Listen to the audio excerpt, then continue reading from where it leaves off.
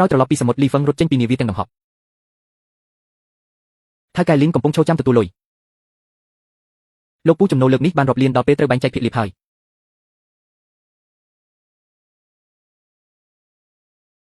ចែកលុយអីទៅលុយអ្វីទៅលោកពូយើងបានព្រមព្រៀងគ្នាហើយថាខ្ញុំធ្វើការលើនាវាហើយលោកពូត្រូវចែកភាគលាភឲ្យខ្ញុំរាល់ឆ្នាំក្មេងនេះឈួតមែនហ៊ានមកទាមទារលុយពីថៅកែលីនទៅរួចតើថៅកែលីនជាមនុស្សបែបណាអញមិនដឹងទេសៀវហ្វឹងអញវង្វេងហើយឬថ្លៃប្រេងថ្លៃជួសជុលថ្លៃកម្លាំងពលកម្មមិនបាច់ចំណាយទេ3ឆ្នាំមកនេះមិនខាត់ក៏សំណាងហើយចង់បានភាគលាភទៀតមិនអាចទៅរួចទេ3ឆ្នាំមកនេះពេលជួបព្យុះខ្ញុំជាអ្នកឈរចាំជើងនាវាជានិច្ចពេលព្យុះកាលពីមុនបើមិនមែនដោយសារបទពិសោធន៍របស់ខ្ញុំទេទំនិញលើនាវាប្រកាសជាត្រូវទឹកគូយកទៅបាត់ហើយលោកពូបានសន្យាថាត្រឡប់មកវិញនឹងឲ្យរង្វាន់ធំអញហ៊ានមកតវ៉ាទៀតបើមិនបានខ្ញុំរើសមកចិញ្ចឹមទេអញប្រកាសជាដាច់បាយស្លាប់តាមផ្លូវបាត់ទៅហើយឲ្យបាយហូបឲ្យកន្លែងដេកគឺល្អខ្លាំងណាស់ហើយអញគ្រាន់តែជាសម្រាមដែលចាំតែដេកស៊ីបាយឥតអៀនខ្មាស់លោកពូលីនម៉ាក់ខ្ញុំបានប្រាប់ខ្ញុំអស់ហើយនាវានេះគឺជាលុយសំណងគ្រោះថ្នាក់ការងាររបស់ប៉ាខ្ញុំលុយដែលប៉ាខ្ញុំយកអាយុជីវិតទៅបដូរត្រូវបានលោកពូយកមកទិញនាវានេះលោកពូយកវាទៅរកស៊ីហើយបែរជាមកកេងប្រវ័ញ្ចខ្ញុំជាក្មួយខ្លួនឯងមុនសិកាលោកពូណៃណាកុំចេះតែនិយាយផ្ដេសផ្ដាសលុយប៉ាឯងត្រូវបានម៉ាក់ឯងយកទៅព្យាបាលជំងឺអស់តាំងពីយូរណាស់មកហើយនាវានេះគឺជាញើសឈាមខ្ញុំដែលខំរកស៊ីតាំងពីដើមមកបើហ៊ាននិយាយទៀតខ្ញុំនឹងវាជើងឯងឲ្យបាក់នេះ$5000នេះជាថ្លៃឈ្នួល3ឆ្នាំរបស់ឯងមិនលើសមិនខ្វះ1សេនទេចាប់ពីពេលនេះទៅឯងត្រូវបានបណ្តេញចេញហើយ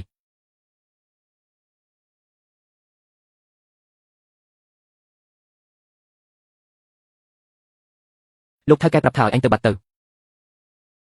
សៀវហ្វឹងរើសយកលុយនោះដោយការជឿចាប់ជីតាលោកពូនិយាយត្រូវមែនលោកពូគាត់សៀវហ្វឹងមកដល់ផ្ទះទាំងភាពសោកសៅសម្លឹងមើលជីតាដែលកំពុងដេកជឿធ្ងន់សៀវមានអ្នកមិនមែនជាមនុស្សមានចិត្តធម៌នោះទេ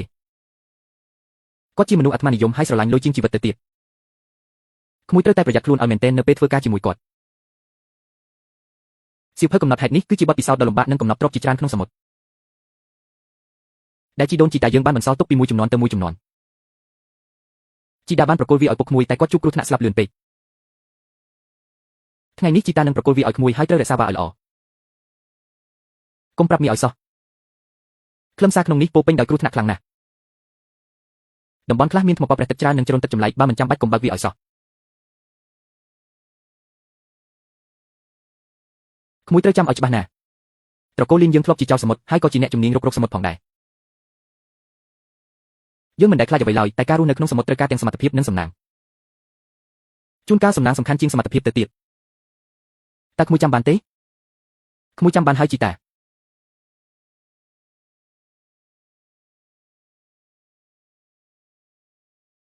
15ឆ្នាំហើយលីនដាខ្ញុំនឹងទីអ្វីដែលអ្នកជំពាក់ពុកម្ដាយខ្ញុំមកវិញចាប់ពីថ្ងៃនេះទៅខ្ញុំលីនយូនឹងមិនឲ្យអ្នកជិះជាន់ទៀតឡើយ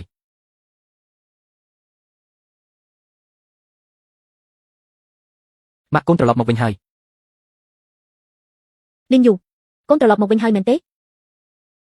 ម៉ាក់ឲ្យគេប្រាប់ថាមីរបស់កូនបានវាដំកូនហើយដេញចេញពីប៉ាថែមទាំងឲ្យលុយតែ$5000ម៉ាក់តក់ស្លុតពេកក៏ដួលសន្លប់ទៅគ្រូពេទ្យកំពុងរៀបចំវះកាត់កូនឆាប់ទៅមើលគាត់ទៅអ្នកគិលានុបដ្ឋាយិកាអ្នកជំងឺឈ្មោះស៊ូគុយលីងសម្រាប់នៅបន្ទប់ណានៅបន្ទប់វះកាត់លេខ3ទឹកតែរុញចូលទៅមិនទាន់បានប៉ុន្មានផងសាច់ញាតិអាចឡើងទៅលើបាន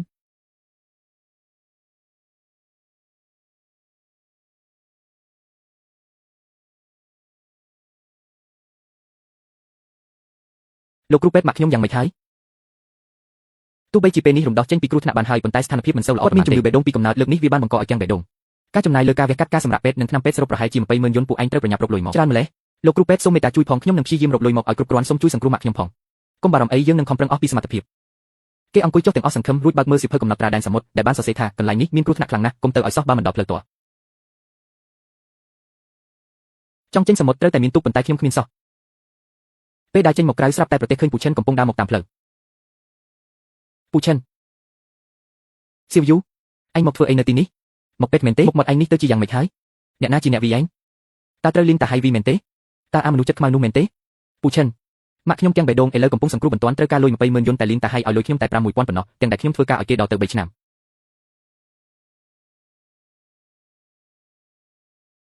អាយ៉ាអាលីងតាហៃនេះពិតជាសត្វត្រឆានមែនវានៅតែដូចពីមុនពេលឪពុកឯងជួបគ្រោះថ្នាក់ការងារគឺពូនេះហើយដែលនាំគាត់ទៅបើកលុយហើយពូឃើញផ្ទាល់ភ្នែកពេលគេបើកលុយពីទូដែកឲ្យ ពេលម៉ាក់ឯងចូលពេទ្យគឺលៀនតាហៃជាអ្នកទៅចុះហត្ថលេខាជំនួសឪពុកឯង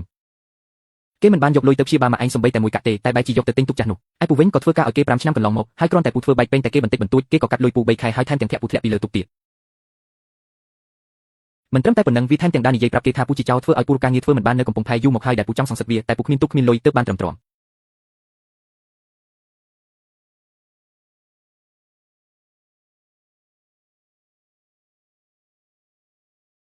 ពូឈិនពូជួយមើលរបស់នេះបន្តិចគេនាំពូឈិនទៅកន្លែងស្ងាត់រួចក៏បើកសៀវភៅឲ្យមើលពូឈិនក្រឡេកមើលសៀវភៅនោះដោយការភ្ញាក់ផ្អើលរួចក៏លាន់មាត់ថាវាជាការពិតមែនទេ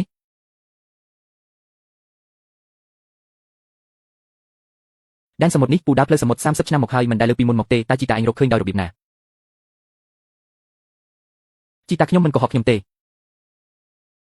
ពូឈិនពូមិនមែនមានទុកចាស់ដែលគេបោះបង់ចោលមួយនោះទេចុះយើងសហការគ្នាទៅយុវជនម្នាក់ហៅពូទៅជួបដើម្បីរៀបផែនការរកស៊ីចេញសមុទ្រជាមួយគ្នាជប់សិនពូយើងចេញសមុទ្រទៅកន្លែងនេះឲ្យតែអាចរកលុយបានគឺបែងចែកគ្នាកន្លះម្នាក់បានអាតូចពូជឿជាក់លើឯងតោះយើងរួមគ្នាប្រឹងម្ដងពូអរគុណពូណាស់បើរកលុយបានសូមពូជួយសង្គ្រោះម្ដាយខ្ញុំជាមុនសិនរួចចាំបន្តជំហានទៅមុខទៀតនឹងមានថ្ងៃមួយដែលលោកធំត្រូវខ្លាចចោលអាក្រែងពួកយើងយុវជននោះមកមន្ទីរពេទ្យដើម្បីលើកទឹកចិត្តអ្នកម្ដាយដែលកំពុងសម្រាប់ព្យាបាលម៉ែកុំបារម្ភអីកូននឹងរកលុយមកព្យាបាលម៉ែឲ្យជាពួកគេទាំងពីរនាក់ក៏នាំគ្នាទៅពិនិត្យមើលទូកចាស់ដែលត្រូវជួសជុលឡើងវិញ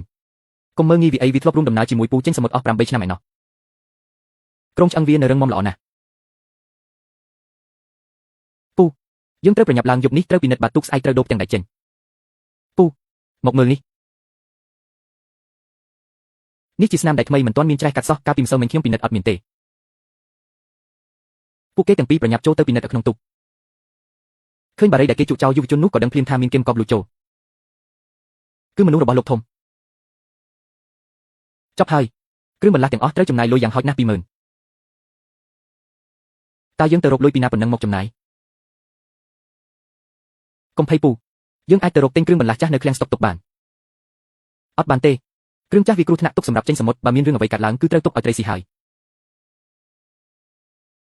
ពូលុយព្យាបាលម៉ែខ្ញុំរងចាំលេងបានហើយទោះជារបស់ចាស់ក៏យើងអាចកែច្នៃឲ្យវាខ្លាំងជាងមុនដែរបើមានរឿងអីកើតឡើងខ្ញុំជាអ្នកទទួលខុសត្រូវបានបើអញថាអញ្ចឹងយើងនាំគ្នាទៅរកទិញរបស់ចាំបាច់បំផុតសិនបន្ទាប់មកយុវជននោះក៏រៀបចំផែនការបែងចែកកម្លាំងគ្នាដើម្បីដើររកលុយមកជួសជុលទូក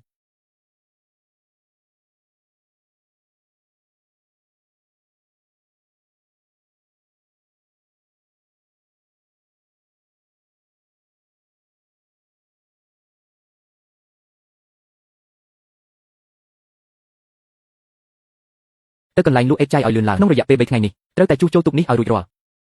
ជួសជុលរួចហើយខ្ញុំនឹងបដូរឈ្មោះឲ្យឯងហៅថាទូកដេញរលកកម្មករកំពុងមានញឹកនឹងការងារនៅឯកំពង់ផែសៀវយូដែលចេញមកដោយទឹកមុខតឹងតែងទៅជួបលោកពូចាងដែលកំពុងអង្គុយជួសជុលសំណាញ់ពូចាងមួយរយៈនេះរវល់ដែរឬទេអូសៀវយូក៏រវល់គួរសមដែរសៀវយូមើលទៅមានរឿងកង្វល់ក្នុងចិត្តពូចាងម៉ាក់ខ្ញុំចូលមន្ទីរពេទ្យត្រូវការលុយបន្ទាន់ខ្ញុំចង់ខ្ចីលុយពូដើម្បីយកទៅជួសជុលទូកខ្ញុំនឹងសងវិញឆាប់នេះសៀវយូមិនមែនពូមិនចង់ជួយអញទេតែអញទៅបង្ករឿងជាមួយលោកធំហើយគាត់ហាមមិនឲ្យអ្នកណាយកលុយឲ្យអញទេជីវភាពខ្ញុំក៏ពឹងផ្អែកលើកំពង់ផែនេះដែរសុំទោសផងកុំមករកពូទៀតអីពូនៅមានកិច្ចការត្រូវធ្វើច្រើនទៀតស្ត្រីចំណាស់ម្នាក់ដើរមកក្បែរហើយហុចនំប៉ោងឲ្យសៀវយូកូនឲ្យកុំបន្ទោសពួកគាត់អីគេក៏គ្មានជំរឿដែរសៀវយូអង្គុយចុះទាំងអស់សង្ឃឹមស្រាប់តែលីងតាហៃនាំបាពួកមកឡំពាត់ចំអកឲ្យនោះមិនមែនកូនប្រុសតកូលលីងទេមកសុំទាននៅកំពង់ផែរាល់ថ្ងៃបែបនេះខ្ញុំមិនបានមកជួបអញទេ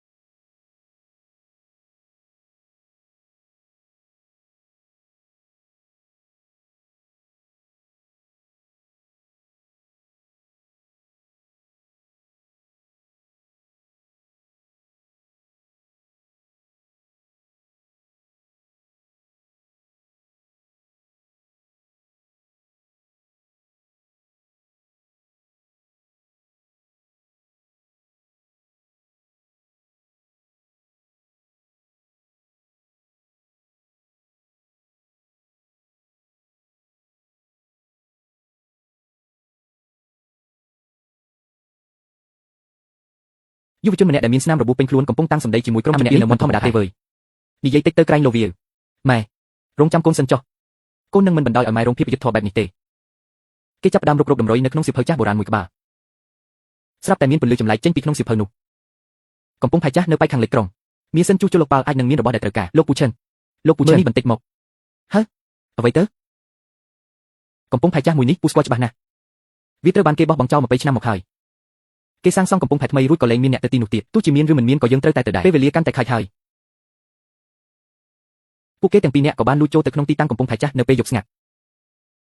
គឺនៅទីនេះឯងមើលទៅប៉ែកខាងនោះទៅគេទីដឹងមែន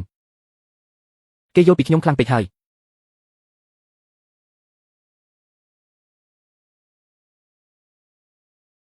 ជនពីលកំពុងត្អូញត្អែអំពីការងារយាមកាមនៅកន្លែងដាច់ស្រយាលនេះតើនរណាគេនឹងមកទីនេះទៅ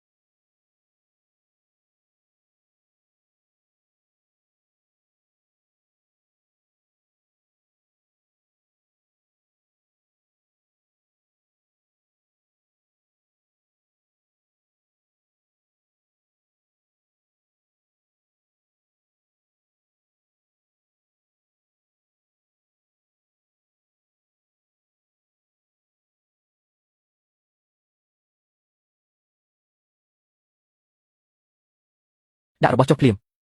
ពួកឯងឈួតទេអីរបស់គេបោះចោលតើអ្នកណាឃើញមុនអ្នកនឹងបានទៅយកមកឲ្យឯង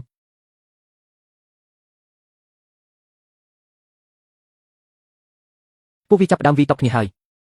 វីឲ្យខ្លាំងទៅមួយជើងនេះចង់ដឹងខ្លាំងប៉ុណ្ណា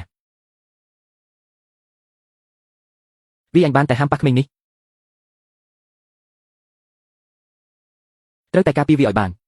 យកអានឹងវីវិញទៅឲ្យឆ្ងាយភ្លាមហត់មែនតែទីបំផុតគេចផុតហើយ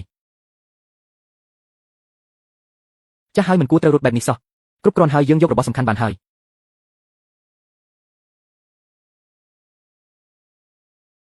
ទៅវិញសិនចាំជួសជុលទុក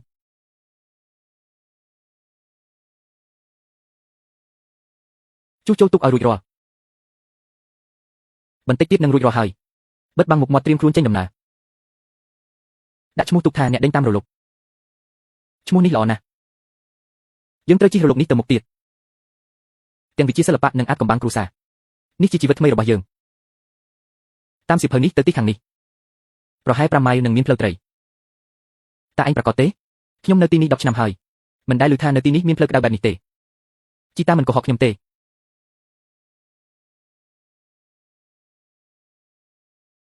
អាកាសធាតុល្អណាស់ថ្ងៃនេះមិនអាក្រក់ទេមើលនោះហ្វូងត្រីសៀវភៅពិតជាមិនកុហកមែនត្រៀមចុះសំណាញ់ចាប់ផ្ដើមធ្វើការលើកទី1ហើយដែលឯងចេញសមុទ្រតើឯងភ័យទេភ័យគឺភ័យហើយតែនេះដើម្បីជីវិតខ្ញុំផ្ទាល់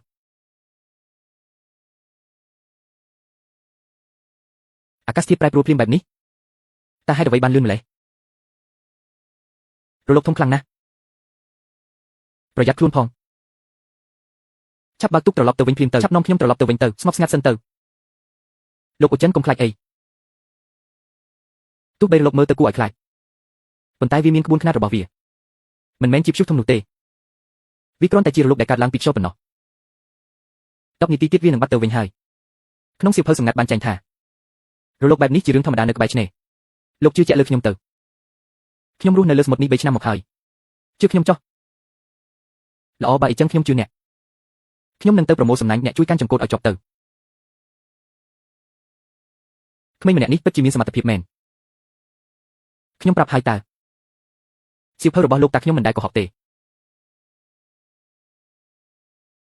បានសម្រេចហើយពិតជាបានសម្រេចមែននេះគ្រាន់តែជាការចាប់ផ្ដើមប៉ុណ្ណោះមែនហើយនេះគ្រាន់តែជាការចាប់ផ្ដើម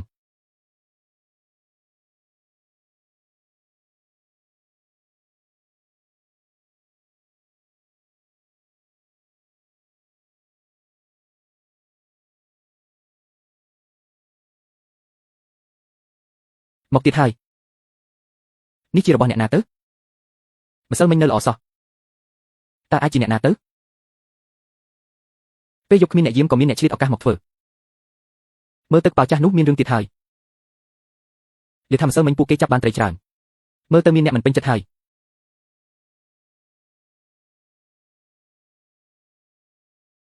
អូនេះមិនមែនជាអ្នកជំនាញប្រចាំកំពង់ផែយើងទេនិយាយថាមានសៀវភៅចាស់មួយក្បាលក៏ចង់ទៅនេសាទសមុទ្រជ្រៅម្សិលមិញសំណាងល្អបានត្រីតិចតួចនឹកស្មានថាខ្លួនឯងជាស្ដេចត្រីមែនទេលោកលេខ5មួយលោកចង់មានន័យថាម៉េចខ្ញុំគ្មានន័យអ្វីទេគ្រាន់តែនិយាយរឿងពិតបើសៀវភៅសម្ងាត់នោះពិតជាមានប្រយោជន៍មែនមិនក៏ច្រើនឆ្នាំមកនេះគ្មានអ្នកណាដឹងកុំឲ្យគេបោកបញ្ឆោតខ្លួនឯងអីចុះកប៉ាល់នេះទៀតវាគ្រាន់តែជាដែកឥតចៃទេក្រុមអ្នកនេសាទកំពុងឈររងចាំដោយក្តីកង្វល់ស្ដាប់សម្ដីពួកវាទៅមើលពិតជាមិនគួរឲ្យជឿសោះក្បួននេសាទនឹងគេថាវាជាអ្នកគូវាសដោយខ្លួនឯងចង់បានលុយខ្លាំងពេករហូតដល់ឈួតហើយមើលទៅលោកលីបានប្រកាសហើយអ្នកណាហ៊ានទៅជាមួយវាលេងឲ្យជន់កំពង់ផែនេះទៀតហើយបងចិនឯងចេះតែនិយាយខ្លាំងម្ល៉េះយើងស្គាល់គ្នា20ឆ្នាំមកហើយខ្ញុំសូមប្រមានបងមួយម៉ាត់កុំទៅពាក់ព័ន្ធជាមួយវាអញក៏ដឹងថាលោកលីជាមនុស្សបែបណាបងចាស់ហើយកុំចង់សាកល្បងអី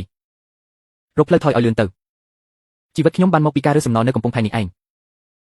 ពេលដែលត្រូវគេដេញចេញខ្ញុំស្មានតែជីវិតចប់ត្រឹមហ្នឹងគឺមានតែស៊ីវយូទេដែលធ្វើឲ្យខ្ញុំមានសង្ឃឹមចុះបើទុកនេះខូចខាតទៅវិញទុកបាក់បែកក៏នៅតែមានតម្លៃរបស់វាដែរខ្ញុំខំជួយដោយសុទ្ធចិត្តបែរជាមើលងាយខ្ញុំទៅវិញចាំមើលចុះបើទុកលេខកុំមកបន្ទោសខ្ញុំថាអត់ប្រមានឲ្យសោះពូចិនអរគុណពូណាស់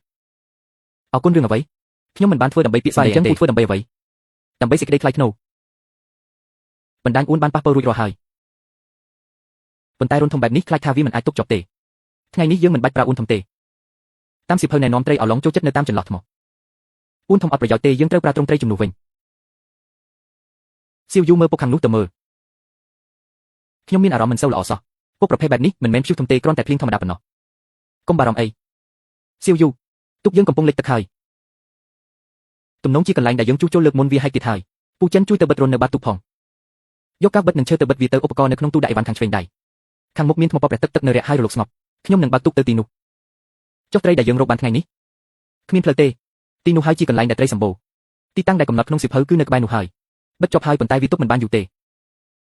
យ៉ាងយូរបានតែ1ម៉ោងប៉ុណ្ណោះ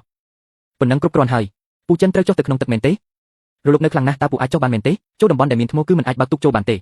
មានតែវិធីនេះទេដែលអាចជួសជុលវាបាន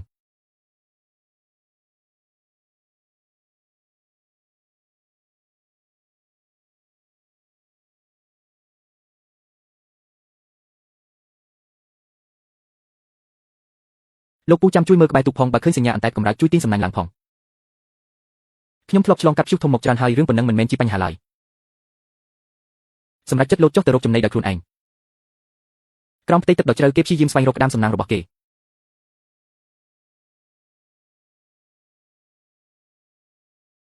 ទីបំផុតគេក៏រកឃើញក្តាមធំ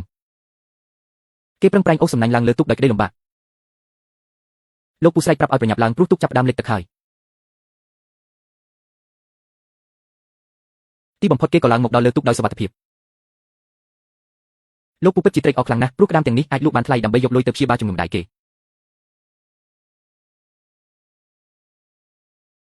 ម្ដាយឲ្យកូនរកបានហើយម្ដាយចាំកូនសិនណាទូកដ៏ចាស់ក្រំគ្រាបានបាត់ត្រឡប់មកកំពង់ផែវិញក្រោយថ្ងៃលិចអ្នកនៅកំពង់ផែសុទ្ធតែភ្ញាក់ផ្អើលពេលឃើញទំហំក្តាមដ៏ធំបែបនេះអ្នកនេសាទម្នាក់ទៀតលាន់មាត់ថាមិនដែលឃើញក្តាមធំម្លេះនៅតំបន់នេះគេសង្ស័យថាលីងយូប្រហែលជាលួចសំណាញ់គេមគ្រូអីបានជាមានក្តាមច្រើនម្លេះម្ចាស់ទូកដែលនៅក្បែរនោះមិនជឿថាលីងយូអាចរកបានក្តាមល្អបែបនេះទេព្រោះគេទើបតែចាប់ផ្ដើមរបរនេះថ្មី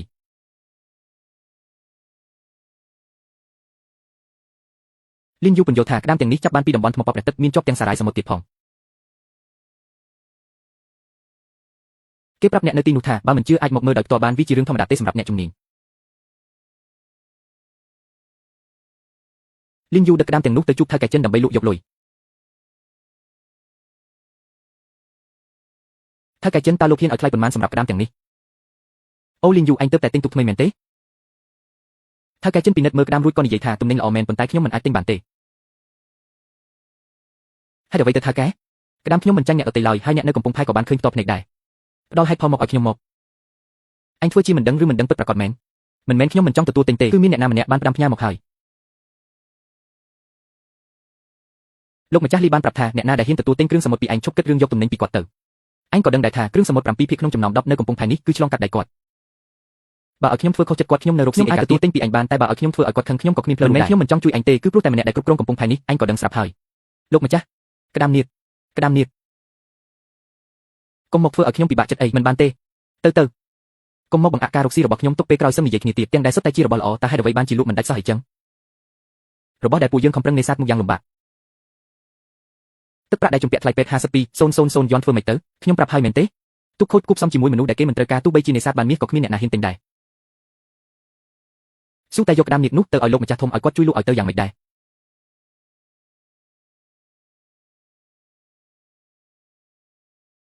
ហ៊ីពូបើគេមិនទិញក៏មិនអីដែរពួកយើងលក់ខ្លួនឯងក៏បានលក់ខ្លួនឯងលក់ឲ្យអ្នកណាទៅលក់នៅតាមហាងបាយឬតូបលក់អាហារតាមផ្លូវបើទំនិញល្អពិតជាមានអ្នកដឹងពីតម្លៃរបស់វាជាក់ជាមិនខានចុងភៅហាងគ្រឿងសមុទ្រកំពុងមើលមកពួកគេដោយការងឿងឆ្ងល់ម្ចាស់កំពុងផែគឺលោកម្ចាស់លីគ្រប់គ្រងទីនេះទាំងអស់ខ្ញុំមិនអាចធ្វើខុសចិត្តគាត់បានទេនេះជាហាងចុងក្រោយហើយបើនៅតែមិនបានទៀតយប់នេះប្រហែលត្រូវដាច់ចិត្តយកក្តាមត្រឡប់ទៅផ្ទះវិញហើយយកត្រឡប់ទៅវិញចុះរបស់នៅរស់ស្អែកនៅតែអាចលក់បាននេះវាក្តាមទៅរកមកពីណាបានធំខ្នាតនេះទើបតែនេសាទបាននៅតំបន់ថ្មក្រោមទឹកកាលពីថ្ងៃមិញនេះទេមើលពុកមាត់និងក្បាច់នៅលើដង្គៀបរបស់វាចុះទើបតែនេសាទបានប៉ុន្មានម៉ោងនេះឯងធានាថាស្រស់ល្អណាស់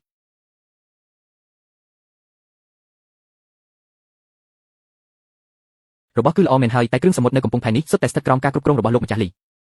លោកម្ចាស់ជើខ្ញុំដឹងថាអ្នកកំពុងបារម្ភពីរឿងអ្វីប៉ុន្តែប្រអប់ដាក់ទំនិញនៅមាត់ទ្វារអ្នកខ្ញុំបានឃើញអស់ហើយទំនិញរបស់លីដាហៃអ្នកអាលីងតាហៃអាចឆ្កែអត់ចរិតមួយនេះខ្ញុំបើកហាងបាន10ឆ្នាំហើយតែវាចេះតែឡើងថ្លៃទំនិញក៏កាន់តែអន់ទៅឆ្នាំមុនខ្ញុំសុំឲ្យវាបញ្ចុះតម្លៃខ្លះតែវានាំទំនិញមកចាក់ចោលមកខាងខ្ញុំទាំងកម្រោលចាប់ពីពេលនោះមកខ្ញុំចង់រកផ្លូវថ្មីតែគេគ្រប់គ្នាខ្លាចអំណាចវាចៅហ្វាយចៅខ្ញុំមានលក្ខខណ្ឌ3សម្រាប់លោកទី1អាកាស្ត្រាលីរបស់ខ្ញុំតម្លៃថោកជាងរបស់លីនតាហៃ 20% ទី2ខ្ញុំដឹកទំនិញមកដល់មុខហាងរាល់ព្រឹកធានាថាស្រស់ទី3បើលីនតាហៃមកបង្កហេតុរឿងទំនិញខ្ញុំនឹងទទួលខុសត្រូវរាល់ការខូចខាតទាំងអស់សរសេរខ្មៅលើសន្យាថាមិនកុហកឡើយបានចុះខ្ញុំសាកល្បងមើលសិនបើអតិថិជនពេញចិត្តខ្ញុំនឹងតាក់ទងឯងបន្តទៀតចៅវាយឲ្យបង្កងនេះឆ្ងាញ់ណាស់យកមកមួយទៀតមកបានបន្តិចទៀតបានញ៉ាំហើយចៅវាយបង្កងនេះមកពីណាដែរឆ្ងាញ់ជាងលើកមុនឆ្ងាញ់ណាស់កុំអាញ៉ាំឲ្យខ្ញុំថតរូបផុសក្នុង Facebook សិនធំខ្លាំងណាស់អ្នកកំឡោះឯងនៅមានបង្កងនឹងទៀតទេលីនតាហៃពួកខ្ញុំចង់បានដោយការពីម្សិលមិញទៀតនេះលុយអត់បានទេខ្ញុំមកមុនខ្ញុំចង់បានមុនម្ចាស់ហាងខ្ញុំយកទាំងអស់អតិថិជនហាងខ្ញុំរងចាំញ៉ាំបង្កងអ្នកឯងថ្ងៃនេះឯងមានប៉ុន្មានខ្ញុំយកទាំងអស់យើងធ្វើបានហើយយើងជោគជ័យមែនទែនហើយបាទគឺយើងធ្វើបានហើយម៉ាក់ខ្ញុំជោគជ័យហើយ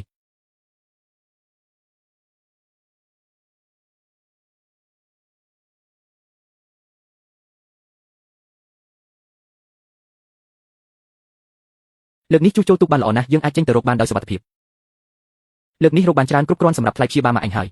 អរគុណលោកពូណាស់ដែលជួយខ្ញុំពេលនេះ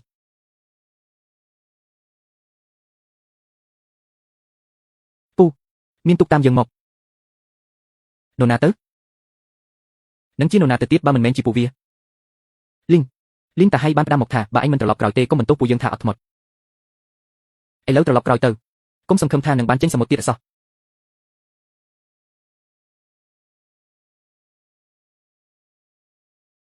វីដេអូនេះគឺជាភស្តុតាងបើអ្នកមិនព្រមទទួលស្គាល់ទេវាគឺជាកំហុសរបស់អ្នកខ្លួនឯងកុំបន្ទោសអ្នកដទៃ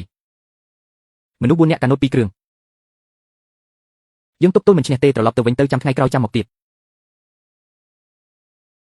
មិនបានទេចេញទៅថ្ងៃនេះគឺគេនឹងដេញតាមយើងរហូតកុំបារម្ភអីខ្ញុំស្គាល់តំបន់នេះច្បាស់ណាស់ពួកវាមិនហ៊ានតាមយើងចូលទៅក្នុងតំបន់ថ្មប៉ប្រះទឹកនេះទេពេលពួកវាចូលមកដល់អ្នកគ្រាន់តែបោះសំណាញ់ដាក់ពួកវាទៅបានហើយសំណាញ់ទាំងនេះទុកសម្រាប់ប្រើការពេលនេះឯងតាមវាឲ្យតាន់បុកទុកវាឲ្យលេចទៅឆាប់យកសំណាញ់មកកំទេចវាចោលឲ្យបាន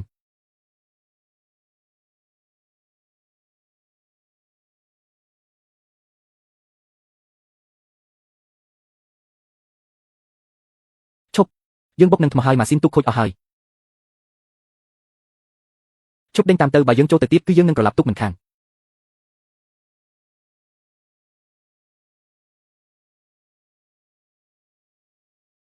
Ha ha ha ha. Tam anh trên sầm một mình du mình chắp nhungประกอบជីបាត់បង់ជីវិតមិនខានសំណាញ់មិញនេះល្អណាស់លើកក្រោយរៀបចំឲ្យបានច្រើនជាងនេះ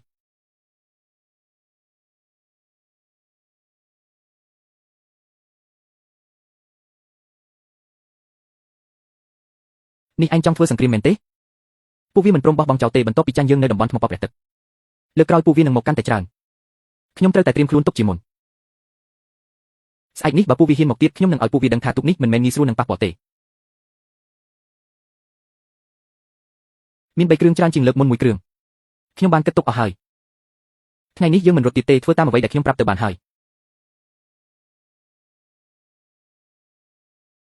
ការប្រមាញ់ចាប់ដើមនៅលើផ្ទៃសមុទ្រដ៏ធំល្វឹងល្វើយលីយ៉ុនលើកនេះអញរត់មិនរួចទៀតទេ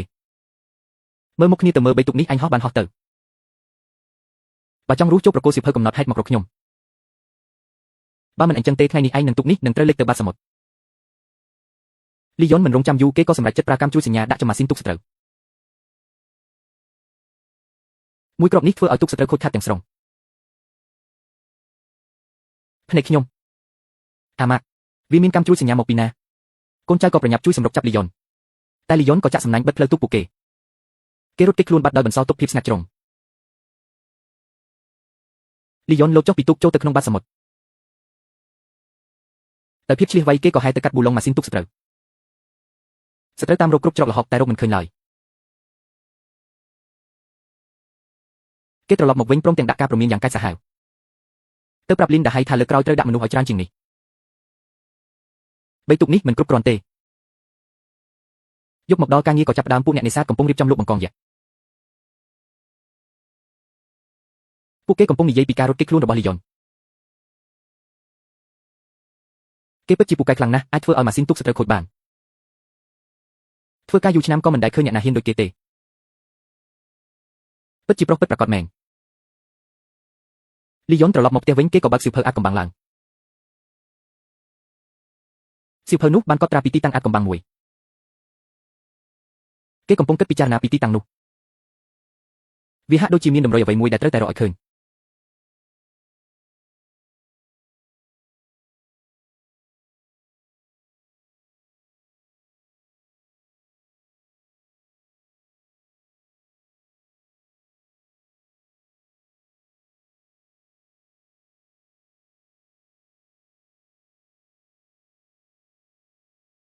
កំឡោះសង្ហាម្នាក់កំពុងទៀងទាត់ផែនទីចាស់មួយទៅកាន់តំបន់សមុទ្រមួយដែលមើលទៅទីតាំងនៅលើផែនទីដោយការជឿជាក់ខណៈដែលអ្នកបើកទូកហាក់ដូចជាមានការព្រួយបារម្ភលោកពុំចាស់ទូកប្រាប់ថាគាត់មិនដែលមកតំបន់នេះទេទឹកសមុទ្រនៅខាងមុខប្រែពណ៌ងឹតគួរឲ្យខ្លាចថាអាចមានថ្មប៉ព្រះទឹកនៅខាងក្រោមប៉ុន្តែគេវិញថាត្រូវតែមានថ្មប៉ព្រះទឹកនៅទីនោះហើយព្រោះជុំវិញថ្មប៉ព្រះទឹកមានរលកស្ងប់ល្អសម្រាប់បង្កងគេបញ្ជាឲ្យអ្នកបើកទូកបត់ទៅតាមទីដែលចូលទៅក្នុងចន្លោះថ្មភ្នំដ៏ខ្ពស់អ្នកបើកទូកភ័យឡើងស្រក់ទឹកភ្នែកព្រោះមិនដែលឃើញកន្លែងនេះពីមុនមកទេកំឡោះរូបនេះនៅតែហក់ចុះទៅក្នុងទឹកដើម្បីរកមើលផ្លូវគេឃើញមានបង្កងនិងអាហារសមុទ្រដកមកជាច្រើន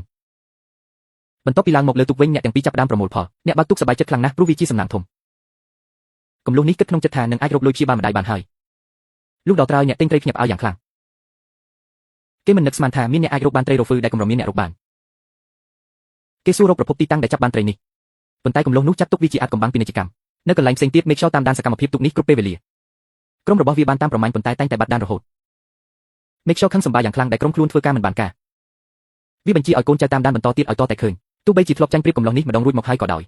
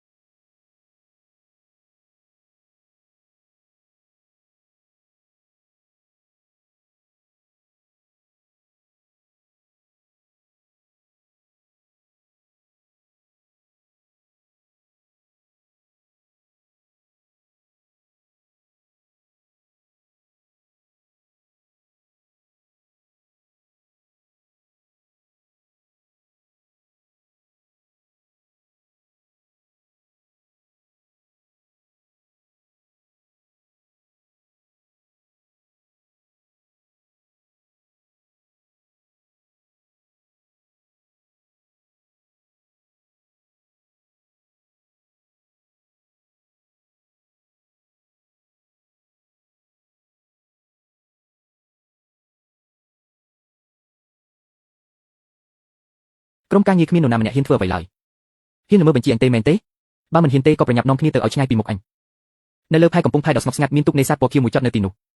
កំឡោះសង្ហាម្នាក់កំពុងអង្គុយត្រួតពិនិត្យសំណាញ់យ៉ាងយកចិត្តទុកដាក់បុរសម្នាក់ទៀតដើរមកសួរនាំទាំងញឹមការពីចៅឬមួយក៏មកចាប់កណ្ដោការពីទាំងពីរនឹងឯងបងខ្ញុំបានឃើញស្នាមជើងវាប្រហែលជាឡើងមកតាំងពីពេលយើងចេញទៅនេសាទទេណោះតើលោកចង់មានន័យថាមនុស្សរបស់លីនដាហៃលួចតាមមកដល់ទីនេះមែនទេមិនទាន់ឃើញទេប៉ុន្តែពួកគេកំពុងតាមដានយើងគួរតែប្រុងប្រយ័ត្នក្រុមអ្នកលួចកំពុងរៀបចំផែនការយ៉ាងសកម្មក្នុងគូហាពួកគេមានបំណងមិនត្រឹមតែលួចទេថែមទាំងចង់បំផ្លាញសម្ភារៈនេសាទរបស់យើងចូលក្នុងទឹកដោយស្ងៀមស្ងាត់ដើម្បីបំផ្លាញសំណាញ់ដាក់ត្រីកណ្ដឹងដាក់លើសំណាញ់បន្លឺសំឡេងខណៈបុរសម្នាក់កំពុងហែទឹកមកកំឡោះរូបសង្ហាដឹងខ្លួនថាមានអ្នកលួចគេប្រាប់មិត្តរួមក្រុមឲ្យរងចាំសញ្ញាផែនការចាប់ខ្លួនក៏ចាប់ផ្ដើមក្រុមចៅកំពុងប្រើញួរវាកំទេចសំណាញ់ដាក់ត្រីស្រាប់តែសំណាញ់ធំមួយគ្រប់ពីលើពួកគេលែងខ្ញុំទៅនេះជាការឃុំឃាំងខុសច្បាប់ឃុំឃាំងពួកឯងជាចៅលួចត្រីតែហ៊ាននិយាយពីចំឡោះសង្ហារកឃើញភស្តុតាងដែលចៅទាំងនោះលួចបង្កប់ទុកនេះជារបស់ក្រុមលីនដាហៃទាំងអស់ពួកឯងចង់ដោះស្រាយនៅទីនេះឬចង់ទៅសារភាពនៅមុខអ្នកទាំងអស់គ្នាអីលោកលីននឹងមិនទុកជីវិតឯងឡើយគេមិនដែលទុកជីវិតអញពីមុនមកទេអញ្ចឹងបន្ថែមមួយដងទៀតក៏មិនអីដែរទុកនេសាទនាំជនសង្ស័យទាំងពីរត្រឡប់មកកាន់ថៃវិញ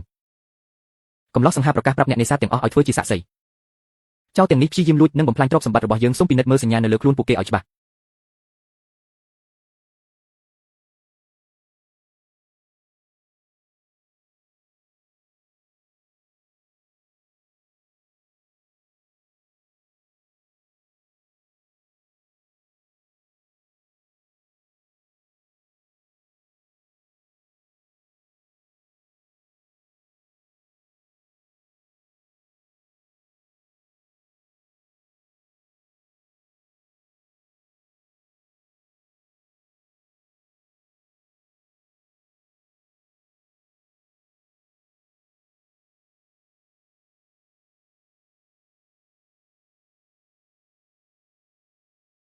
កុំរុញចេញទៅនោះមិនមែនជាអាស្គមទេមនុស្សនៅក្បាលលីនដាហៃធ្វើពេកហើយក្រៅពីផ្ដាច់មុខទិញត្រីហើយថែមទាំងបញ្ជូនមនុស្សទៅលួចត្រីគេទៀតធ្វើចំនួនដល់ថ្នាក់នេះអស់គេខ្មាស់ហើយលីនដាហៃគៀបសង្កត់កំពុងផែប្រមាណឆ្នាំមកហើយទីបំផុតមានគេហ៊ានកំចាត់វាហើយលីនយូនេះពិតជាមានចិត្តមែនហ៊ានបុកជាមួយលីនដាហៃផ្ទាល់បើជាខ្ញុំវិញមិនហ៊ានទេមីងយូទុកមុខឲ្យខ្ញុំបន្តិចទៅរឿងនេះចប់ត្រឹមនេះចុះលែងមនុស្សទៅខ្ញុំនឹងទៅប្រាប់ថៅកែលីនឲ្យមិនបាច់ប្រាប់ទេខ្ញុំទៅជួបគាត់ដោយខ្លួនឯងផ្ដាំទៅចុះបើលើកក្រោយបញ្ជូនមនុស្សមកទៀតខ្ញុំនឹងបញ្ជូនទៅកាន់អាជ្ញាធរតែម្ដងមនុស្សពីរនាក់នេះគឺជាភស្តុតាងកុំយើងគ្រាន់តែធ្វើតាមបញ្ជាទេសុទ្ធតែថៅកែលីនឲ្យធ្វើកុំនិយាយស្អីចង់ស្លាប់មែនទេ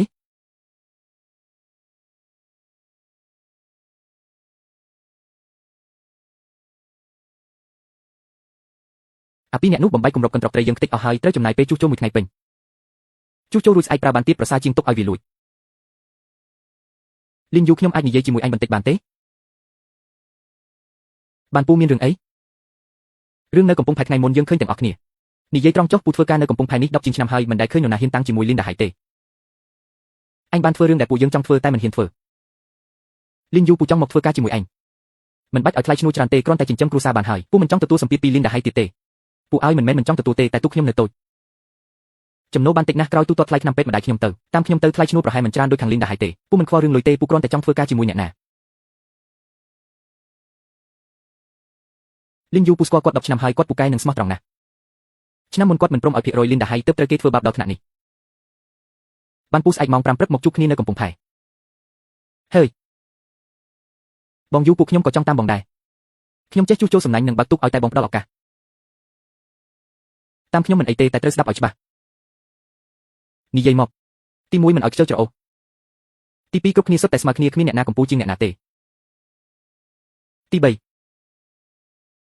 នៅពេលខ្យល់បក់ខ្លាំងនាវានឹងយកខ្លាំងណាស់អ្នកណាខ្លាចក្អួតចង្អោរអាចត្រឡប់ក្រោយបានខ្លាចក្អួតចង្អោរអី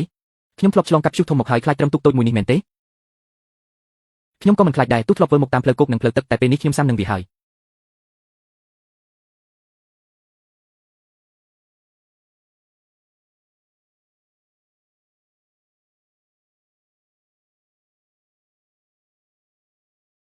ថ្ងៃនេះការងារទៅបានរលូននេសាទបានត្រីច្រើនណាស់តែតាមការសង្កេតរបស់ខ្ញុំបើយើងទៅទីអាគ្នេយ៍បន្តិចទៀតទឹកនឹងកាន់តែជ្រៅខ្ញុំសង្ស័យថានៅទីនោះមានជួរថ្មប៉ប្រះទឹកធំមួយពូនិយាយត្រូវហើយថ្ងៃស្អែកយើងនឹងទៅសាកល្បងនៅទីនោះកាលពីមុនខ្ញុំនិយាយអីគេមិនដែលស្ដាប់ទេតែពេលនេះមានគេជួយនិយាយជំនួសហើយ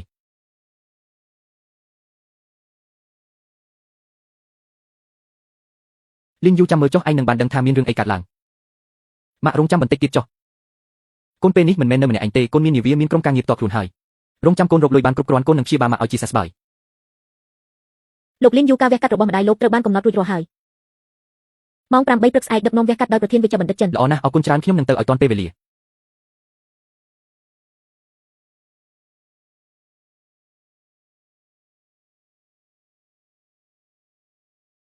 វិជ្ជាបណ្ឌិតតើការវះកាត់ម្ដាយខ្ញុំជោគជ័យទេការវះកាត់ជោគជ័យល្អណាស់សុខភាពគាត់រឹងមាំសម្រាប់មួយរយៈទៀតនឹងបានចេញពីមន្ទីរពេទ្យ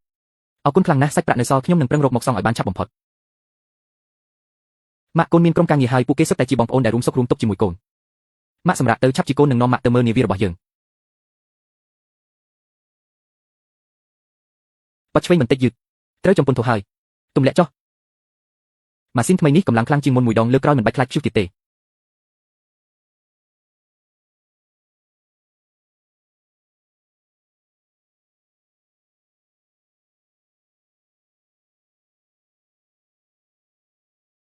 លីនយូប្រព័ន្ធនាំផ្លូវត្រូវបានដំឡើងរួចរាល់ហើយ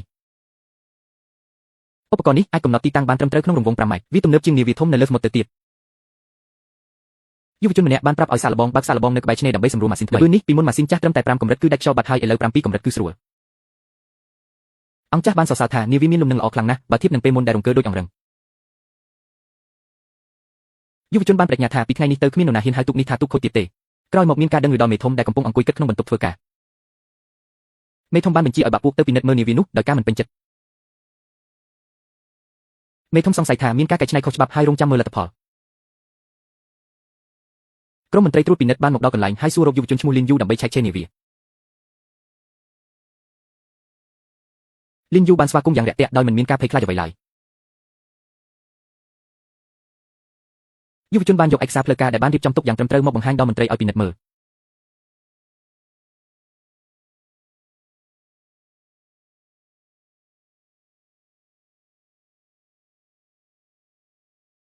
មន្ត្រីបានពិនិត្យឯកសារយ៉ាងល្អិតល្អន់ហើយរកឃើញថាអ្វីគឺគ្រប់គ្រាន់មន្ត្រីបានប្រកាសថានាវារបស់លីនយូគឺត្រឹមត្រូវតាមច្បាប់អនុញ្ញាតឲ្យបន្តប្រតិបត្តិការបានមន្ត្រីបានសឹកប្រាប់លីនយូថាមានអ្នកលួចដឹងបង្កាច់គេចហើយដាស់តឿនឲ្យមានការប្រុងប្រយ័ត្ន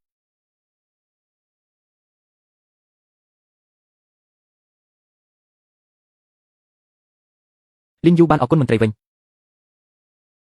បាក់ពួករបស់លីនយូបានជួបជុំគ្នាពិភាក្សាពីរឿងដែលបានកើតឡើងដោយដឹងថាមានអ្នកព្យាយាមធ្វើបាបពួកគេ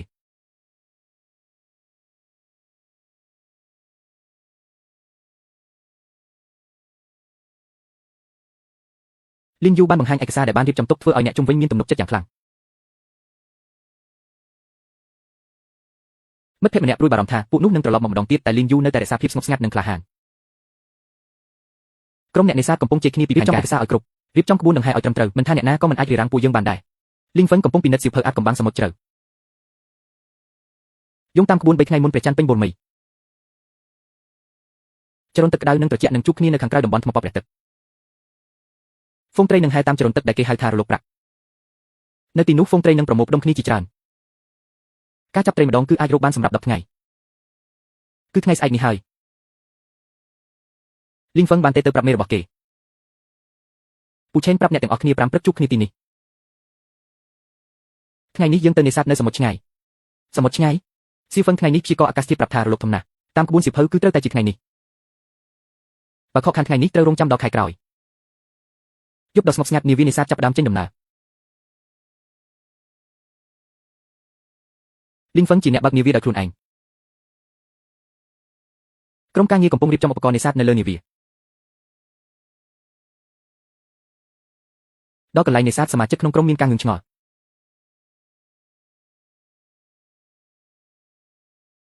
បងហ្វិនមិនឃើញមានត្រីសំបីតែមួយក្បាលតើយើងមកខុសថ្ងៃមែនទេរងចាំ15នាទីទៀតស្រាប់តែឃើញហ្វូងត្រីរាប់លានក្បាលលេចឡើងតាមការរំពឹងទុកមកហើយពូឆេនត្រៀមខ្លួនទម្លាក់សំណាញ់គ្រប់គ្នារំភើបចិត្តយ៉ាងខ្លាំងដែលបានឃើញព្រឹត្តិការណ៍ដ៏កម្រនេះ20ឆ្នាំហើយដែលខ្ញុំនេសាទមិនដែលឃើញទិដ្ឋភាពបែបនេះទេនេះហើយជារលកត្រីនៃសមុទ្រជ្រៅសំណាញ់ត្រូវបានទាញឡើងដែលពោពេញទៅដោយត្រីរាប់មិនអស់វាច្រើនពេកហើយដាក់ក្នុងនាវាមិនអស់ទេជ្រើសរើសតែត្រីធំត្រីតូចទុកវាក្នុងសមុទ្រវិញពួកគេទទួលបានជោគជ័យយ៉ាងខ្លាំងក្នុងការនេសាទលើកនេះនាវានេសាទត្រឡប់មកវិញដោយជោគជ័យជាមួយស្នាមញញឹមគ្រប់គ្នា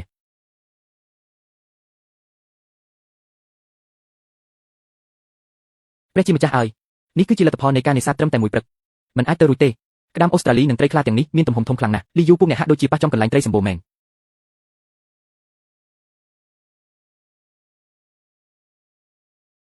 តើពួកវាធ្វើបែបនេះបានដោយរបៀបណា ក្នុងពេលដែលពួកយើងក៏នេសាទនៅក្នុងសមុទ្រតំបន់តែមួយដែរ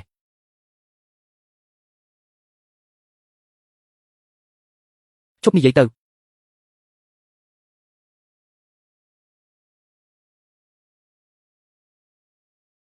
សៀវយូតាអ្នកដឹងដោយរបៀបណាថាមានហ្វូងត្រីនៅត្រង់នោះពួកយើងនេសាទពេញមួយជីវិតមិនដែលប្រទះឃើញសញ្ញាបែបនេះទេតើត្រូវមើលពណ៌ទឹកឬមើលទីដឹកខ្យល់តាមពិតវាមិនពិបាកទេមុនពេលហ្វូងត្រីមកដល់ពណ៌ទឹកនឹងប្រែជាជ្រៅហើយផ្ទៃទឹកមានរលកតូចនោះមិនមែនមកពីខ្យល់ទេគឺមកពីហ្វូងត្រីហើយពីក្រោមឡើងលើមួយទៀតគឺសត្វសមុទ្រពួកវាដឹងមុនពួកយើងទៅទៀតសង្កេតមើលរឿងទាំងនេះឲ្យបានល្អអ្នកនឹងយល់ច្បាស់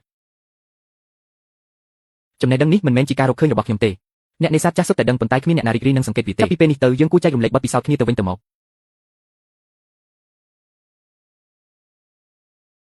ក្មេងម្នាក់នេះមិនត្រឹមតែមានសមត្ថភាពថែមទាំងចិត្តទូលាយទៀតផងអ្នកឃើញទេអ្នកដែលធ្វើការជាមួយលីយូជីវភាពពួកគេកាន់តែល្អប្រសើរឡើងតើពួកយើងគួរតែសាកល្បងដែរឬទេ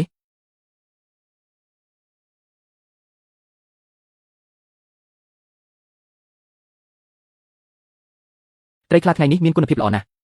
សៀវយូដូចសពមួយដងយកតាមតម្លៃពីមុនណាស្ដាប់ឲ្យច្បាស់ចាប់ពីថ្ងៃនេះទៅតម្លៃក្តាមអូស្ត្រាលីចុះ30ចំណែកត្រីខ្លះចុះ20នេះជាការសម្រេចរបស់ថៅកែលីនគ្រប់ទប់ទាំងអស់ត្រូវតែអនុវត្តតាមលីយូតើអ្នកមានន័យដូចម្ដេចកុំសួរខ្ញុំទៅសួរថៅកែលីនទៅការទទួលទិញក្តាមពីអ្នកគឺខ្ញុំត្រូវប្រឈមនឹងហានិភ័យដូច្នេះតម្លៃត្រូវតែចុះថៅកែលីយូត្រីនេះទើបតែនេសាទបាននៅព្រឹកនេះទេគុណភាពវាយ៉ាងណានោះអ្នកដឹងច្បាស់ជាងគេបើតាមតម្លៃអ្នកថាខ្ញុំនឹងខាត់បង់200ក្នុងមួយក្បាលសុំសួរមួយម៉ាត់ចុះតើអ្នកទិញត្រីពីទូកលីនដាហៃក្នុងតម្លៃប៉ុន្មានកំឡុះក្មេងម្នាក់ត្រូវគេគៀបសង្កត់រឿងតម្លៃត្រីតម្លៃប៉ុណ្ណេះឯងបើឯងមិនលក់ក៏មិនបាច់លក់ទៅខ្ញុំមិនលក់ទេកំឡុះក្តៅចិត្តហើយសម្រេចចិត្តលើកធុងត្រីចេញពីកន្លែងនោះជប់សិនលោកលីខ្ញុំពិតជាគ្មានជំរឿទេម្ចាស់ទិញត្រីម្នាក់ទៀតបានអង្វរលួងលោមគេព្រោះត្រូវគេគៀបសង្កត់ដូចគ្នាខ្ញុំពិតជាគ្មានជំរឿឡើយលោកពូកុំបន្ទោសខ្លួនឯងអី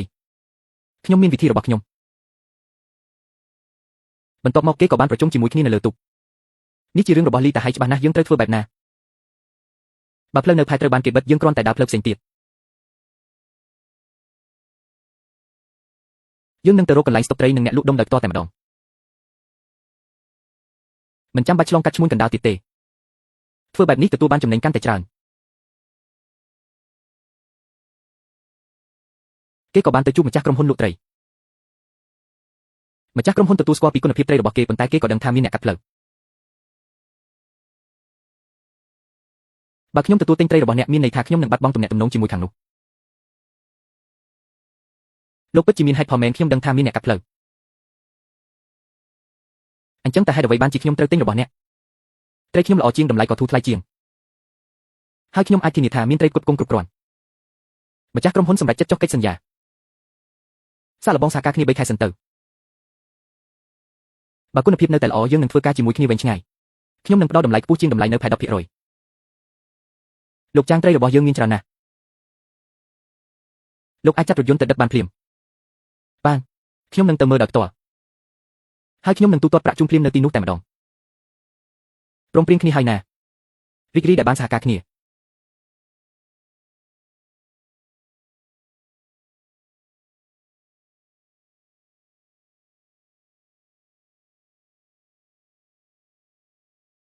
នៅលើកំពង់ផែដ៏មីងឹកមួយ